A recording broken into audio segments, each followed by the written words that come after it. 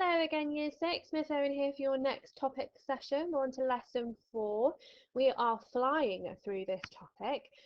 Let's review. So far we have looked at where Egypt is in our world, um, the chronology of ancient Egypt, so looking at what was happening in ancient Egypt, how far back in our timeline, in our world history timeline does it go, and some of us have also looked at what was going on in Britain at the same time as the ancient Egyptians. We were looking at the Bronze Age, where places like Stonehenge was being built, all that kind of stuff. I suppose when you think about what was happening in Egypt versus what was happening in Britain at that time, even though each sort of civilization had its own achievements, I would argue probably the ancient Egyptians were achieving a lot more than we were at that time. But it could be as well because they had been around, their civilization had been around a little bit longer than ours had, than the Bronze Age had. And then we have looked at the importance of the Nile, so thinking about the Egyptian calendar, how we've broken up into those 3 seasons of flooding, growing, and harvesting, and the other important jobs that the Nile did, or the roles that the Nile provided for the Egyptians, such as transport, fishing, water for using to wash their clothes, to cook with, all that kind of stuff. And then today we're going to look at daily life in Egypt, in ancient Egypt, and looking at the different roles that different types of people would have had in that time. So our learning powers for today are reasoning and imagining, because we are going to be sort of using our imaginations to almost put ourselves in the role of either a man or a woman, to sort of create, some of us are going to be creating diary entries and some of us are going to be creating images to show what either a man or a woman got up to during their day. So if you want to pause the video now to write in your date and your title into your topics, and then we'll make a start. Okay, let's do some total recall. Let's go 3 lessons ago. Let's mix it up. So which continent is Egypt located on? 2 lessons ago. Who came first, the Vikings or the Victorians? Can you remember the time period? So of the one that came first, can you remember whenabouts they were around? And name the 3 seasons of the ancient Egyptian calendar, and that's gonna trigger my memory as well. Okay, so which continent is Egypt located on? It's on Africa.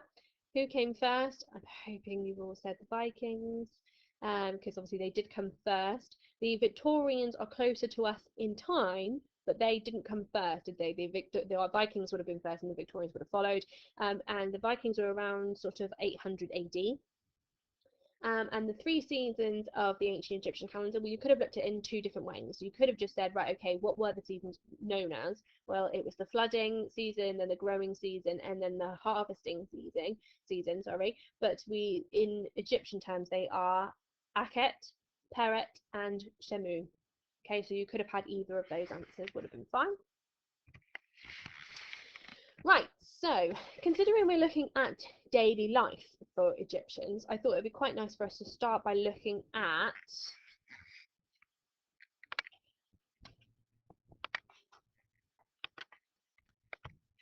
sorry for that little pause there. So I thought it would be quite nice for us to actually have a little look at how the ancient Egyptian society was run, because they sort of had a hierarchy, which is essentially saying which people were more important than others. And it was kind of almost in a bit a pyramid-based system. And right at the very bottom, you would have had the slaves and the servants. And these were actually, majority of the time, foreigners who were captured in war and who were traded. They were almost used as sort of like a currency. I'll give you 2 slaves for this many goods, or something like that. Some of them would work in the fields, some of them would work as working on the pyramids, and some would work within homes and be sort of domestic slaves looking after the families. Then you would have had the peasants above them, and they were primarily responsible for the farming. So they would look after the animals, they would be looking after making sure the irrigation systems, like those canals we were looking at last lesson with the Nile, were all in working condition. Then you would have had the craftsmen and the artists, so painters, sculptors, metal workers, woodworkers, and they would work in shops close to the palace, close to the pharaoh, would be where they are. And then above that, you've got the scribes, and these were very, very important people. And we're going to be looking at a whole session linked to the scribes when we look at hieroglyphics. And they were sort of a very special class of literate professionals. They would have to go to school to learn to read and write in hieroglyphics. And they would keep records of things, they would look after the money, the taxes, they would count how many sheep, how many cows, what the fields were doing. They would keep a public record of all of this information for the Egyptians. They were very, very important, hence why they're further up the hierarchy in Egyptian society. And then you've got the viziers and the priests. Different types of jobs that these would do. So the viziers helped the pharaohs to govern. So they were almost like advisors to the pharaoh. The pharaoh, if there was a problem, they would give the pharaoh advice, maybe sort of tell him how to run the country, all that kind of stuff. They would actually also look after the money, so look after the treasury. And then you've got the priests, which they were leaders. They were very influential within Egypt, obviously because we know religion was really important. They looked after the temples, they conducted rituals and sacrifices. They were also present when someone was being mummified and going through the burial process. And then right at the very top, you've got the pharaoh, who was the ruler of the ancient Egyptians, known as, the king. They would make laws, they controlled the land, and what was really important is that Egyptians believed that pharaohs were essentially gods, or were part of the god family, and when they died, they became gods in the afterlife. So that is the ancient Egyptian society hierarchy, and how certain people with certain jobs were higher or lower than others. Okay, so daily life in Egypt was different depending on your role within society, and men and women also had a different task to complete each day. So whether or not you were a peasant or a slave, or so sorry if I go back there. So depending on whether or not you were a peasant, a slave, or a craftsman, or even a scribe, your daily life would look very, very different to someone else's within society. And depending on what level they were on the social pyramid, like we just looked at, those jobs would look very different. So we're now going to look at some primary sources. So these are either images, paintings, or sculptures that have been found linked to the ancient Egyptians. And what we're going to do is have a little look at each page, look at some of the images that are on the page, and I want you to see whether or not you can deduce or find out, looking at the image, what you think what jobs were available to men and women. Okay? So if we look at men here, and here's lots of different hieroglyphic paintings.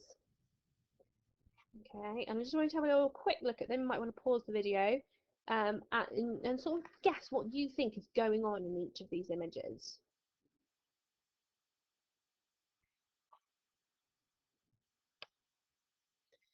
Okay, so men were often the farmers, the metal workers, carpenters, or potters. So here we've got people working on the farms. You can see the tools. You can see them taking pots of dirt and things like that and moving it from one place to another. And over here are the metal workers. You can see that they've got sort of, they're stoking a fire and putting the metal on top to sort of melt the metal. Over here we've got the carpenters, and you can again see the woodwork happening. And then here are the potters, creating their pots. And again, each of these roles would be very different. Their daily life would look very different. Farmers would spend all their day out in the hot baking sun, whereas metal workers would be in a workshop. So again, very different. And essentially, these farmers here could be peasants or slaves, whereas these ones here are higher up over on the hierarchy. So their way of life and their homes and their families would be better off if they were a metal worker or a potter compared to those that were farmers. And then here we go again. This is men again. So looking at these different sort of hieroglyphic paintings or ancient Egyptian paintings, what kinds of jobs do you think there are available to them there?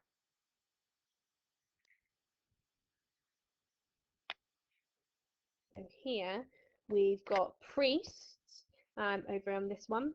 And again, look, like I said here, you've got them overseeing a burial ritual. This is a king or someone or a nobleman or something being buried. And then we've got Anubis here, which is the god of the afterlife. And these are priests sort of overseeing the ritual. And then we've got scribes. So like I said, people these were very, very important people in the Egyptian times, so keeping records of things and that sort of stuff. And then you've got noblemen. So these people's lives would be quite nice. I would suggest they wouldn't spend a lot of their time worrying about where their next meal was coming from. They would usually spend their day sort of starting off quite late in the morning. They would go and speak to their farmers, check on their land, have lovely meals, and sort of just enjoy their day, basically. They wouldn't have a lot necessarily to worry about through the day. Okay, and then we've got women. So again, have a little look, pause the video, see what you think, what kinds of jobs are available to them.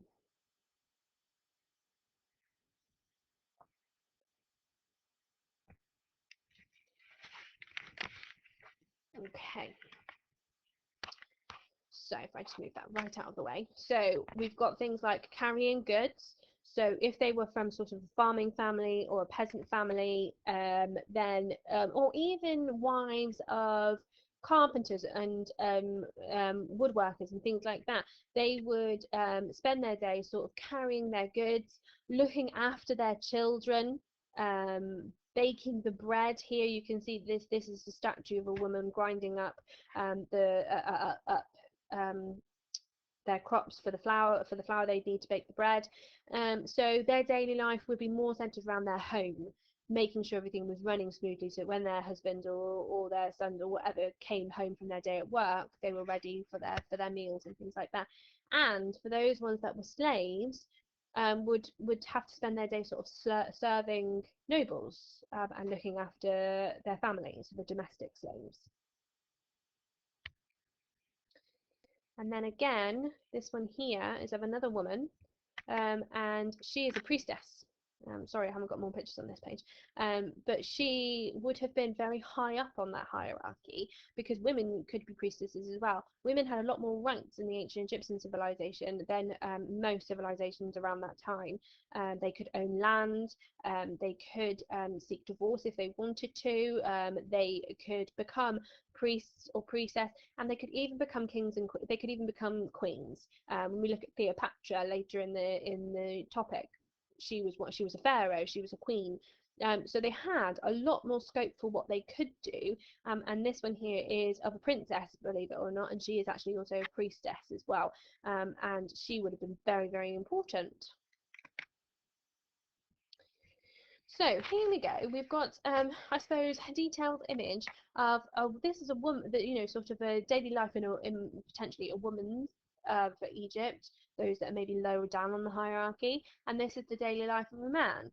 Now, sort of using our reasoning skills here, are these primary sources? Have these directly come from ancient Egypt? Have they been found when archaeologists have dug up temples or parts of Egypt? I'm hoping most of you were able to answer that as no. These are pictures. These are drawings that have been done that an artist has created using information they've gathered from the Egyptian life. They are not pictures that have come from directly from ancient Egypt. So they're sort of they're sort of secondary sources essentially. Okay, so you've been sent out this link, so I'm not going to show it to you now, but it's just a little clip. It's an animation essentially, and it's taken from the perspective of an Egyptian child, so not the same as a man or a woman, but it does give you more of an idea of what daily life was like. It shows you the sort of the inside of an Egyptian home, and all sorts. So it's quite a useful website to have a little look at. Okay, so like I said, you are going to have a go at your activities now. So I'm going to go through each individual activity just so that you can know exactly what you're doing.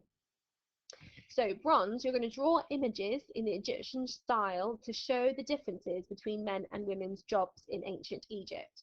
So you can add labels to show what is happening in the image, and I'll show you an example of that in a second, so don't panic. Silver and gold, essentially, you're going to be writing a diary entry from the perspective of either a man or a woman in ancient Egypt that shows what their daily life would have been like. Okay, gold, yours is the same as I said as silver, but you could maybe sort of think about including that emotive language, so describing how that person could be feeling within your diary entry, and that key stage 2 punctuation, so building in those semicolons, colons, dashes and brackets, maybe for parenthesis, all that kind of stuff. But the important thing for silver and gold to remember is that you're going to choose a job that they would have been completing. So, for example, a nobleman, sorry, would have been spending the day eating, checking his land, talking to his servants, whereas a peasant woman would be spending the day looking after her children, going to the market, and completing chores. So, going back to this ancient Egyptian society hierarchy, pick a person, a man or a woman, doesn't matter, from a section of this society and sort of write what would have been happening in their daily life. And you can use this information here that sort of goes over each job or each section to help you kind of decide what would be happening in their day. Okay, so this is the bronze example. I've used the same image as we've already looked at, but I just added in a bit of extra information. So if you're doing bronze, you kind of want to split your page in half. Top half for a picture of what men would be getting up to, bottom half for a picture of what women would be getting up to. Okay, and with labels. So here, this woman is grinding flour to make bread. Over here, this woman's preparing meals by the looks of things. I've even put in that they would have been maybe wearing very coarse linen dresses. Whereas if you were showing an image of a noble woman, she would be wearing very extravagant clothes. She'd be wearing makeup. She'd have the servant waiting on her, all that kind of thing. Okay, so you need to create the same sort of thing for men and women. And then here is silver and gold example. Okay, so I've just put the title of a day in the life of a metal worker in ancient Egypt. So I focused on a man who was a metal worker. I've put the Akhet season, so the flooding season, 3000 BC, and I've just started to write it. So I'll go through it with you, and then I'll tell you why I've done blue and red. So, dear diary, today was much like all the days that had come before it, exhausting. As usual, I rose early with the sun, threw off my rough linen bedsheet, and lifted myself out of my straw bed, my bones aching as I moved. I got dressed and had a bland, repetitive breakfast of bread and fruit, and set off for work. The sun was already a scorching ball of fire in the sky. I knew then that the day was going to be particularly difficult, that today was going to be a particularly difficult day in the hot environment of the workshop. With it being flooding season, the workshop was busier than ever with the repairs on the farmers' tools. Hot liquid metal filled the bowls above the blazing fires, ready to be placed into the moulds and set. So obviously you would carry on through the rest of the day for him. But the blue is me sort of just using the information I've gathered through the last couple of sessions about ancient Egypt and putting that in. So the Akhet season links back to our last lesson about looking at the calendar of ancient Egypt, what kinds of things we already sort of know about them. And the red is those features to do with diary entry writing and putting in that Key Stage 2 vocabulary, and punctuation, and also using some of those writing skills like metaphors, expanded noun phrases, that kind of thing. There's no reason why you can't still be practicing that through this piece of writing. Okay, so if I go back to your tasks, that's what you guys are going to be getting up to. Remember, go back through the video, pause where you need to use the information, look at the examples that I've given you, and send pictures to your teachers. I know they'd love to see them. I hope you enjoyed, and I'll see you again for another topic session. Bye!